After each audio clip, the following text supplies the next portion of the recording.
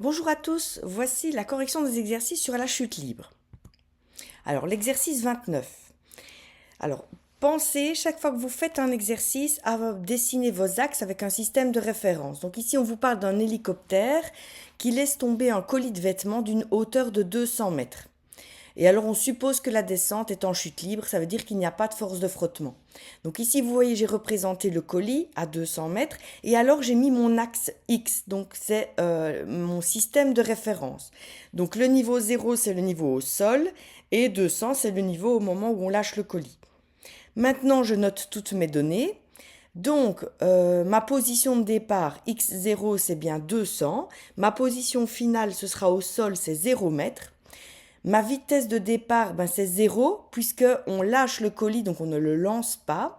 Et alors, chose importante, nous sommes en chute libre, il n'y a pas de frottement, donc vous savez que l'accélération, elle est de 9,81 mètres par seconde carré vers le bas. Alors c'est là que vous devez être attentif. Votre accélération, elle est toujours vers le bas puisque c'est la Terre qui attire l'objet. Et donc ici, vous voyez que le système de référence qu'on a mis était positif vers le haut. Donc une accélération vers le bas sera une accélération négative. Et c'est pour ça que vous voyez que A vaut moins 9,81. Alors maintenant, on fait la résolution. Nous savons que c'est une chute libre, c'est un MRUV, accélération constante. Donc j'ai repris mes deux formules du MRUV que vous commencez à connaître par cœur et je remplace par ce que je connais. Donc ici, j'ai beaucoup de données au niveau des X, donc je remplace toutes mes valeurs. Donc X qui vaut 0, X0 vaut 200, ma vitesse initiale vaut 0, mon accélération vaut moins 9,81. Et donc là, si vous isolez, vous voyez que votre T vaut 6,39 secondes. Donc c'est le temps qu'il a fallu au colis pour arriver au sol. Ensuite, on vous demande quelle est la vitesse du colis au moment où on touche le sol. Bien, je réutilise les formules du MRUV, mais cette fois, j'utilise la deuxième formule, celle de la vitesse. Donc V, je ne connais pas, et puis je remplace, V0 vaut 0, accélération vaut moins 9,81, le temps 6,39 puisque je l'ai calculé avant, et vous trouvez une vitesse qui vaut moins 62,64 mètres par seconde. Alors pourquoi votre vitesse est négative? Eh bien, au moment où votre colis touche le sol, il a une vitesse vers le bas.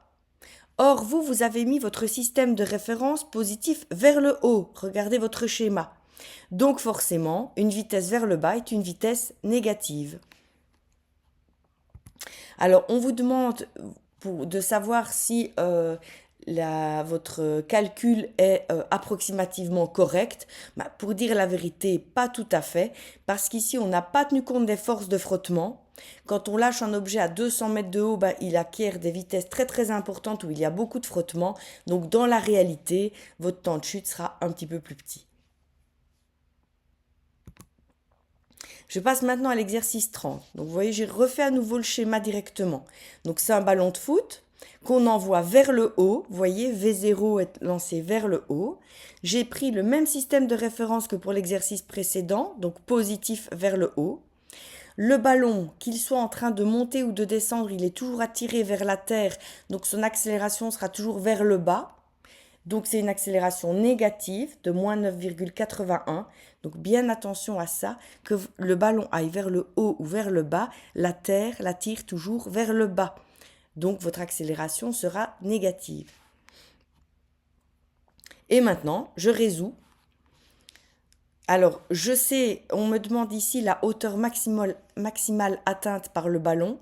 Quand un objet arrive au sommet, donc quand vous lancez un objet vers le haut, donc il monte, et puis il s'arrête une fraction de seconde avant de redescendre.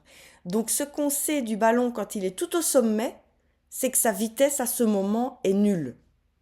Donc grâce à ça, je vais avoir une donnée supplémentaire et je vais remplacer ça dans les formules du MRUV. Donc j'ai utilisé les deux formules du MRUV que vous connaissez et j'ai remplacé ici V par 0.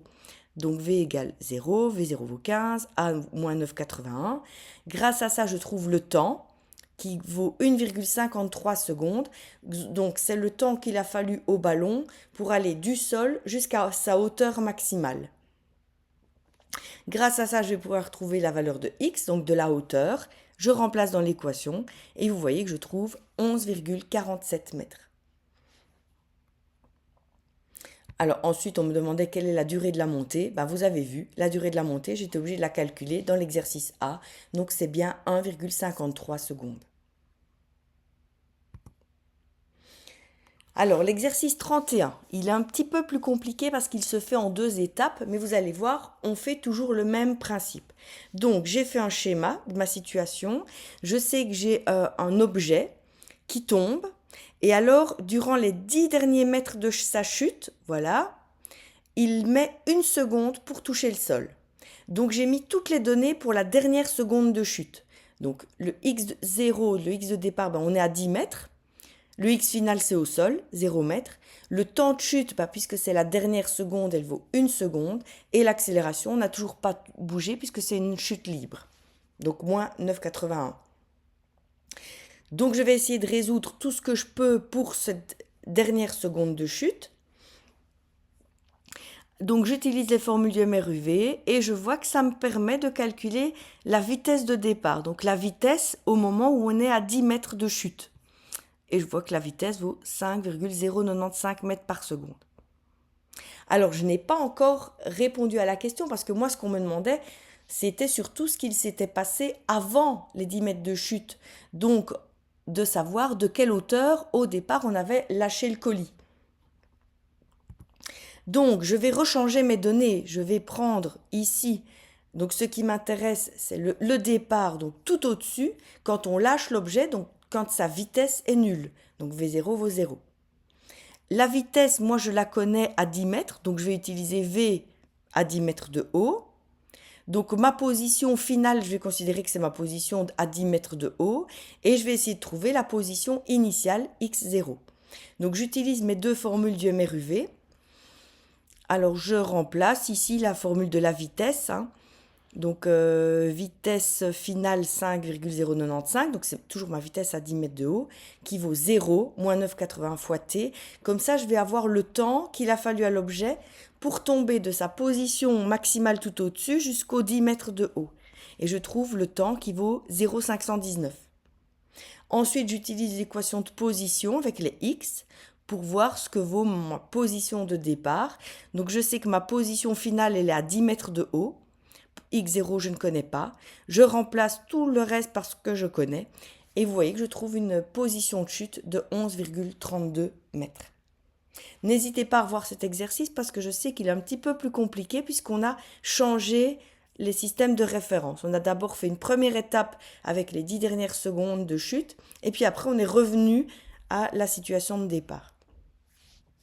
Allez, bon travail à tous!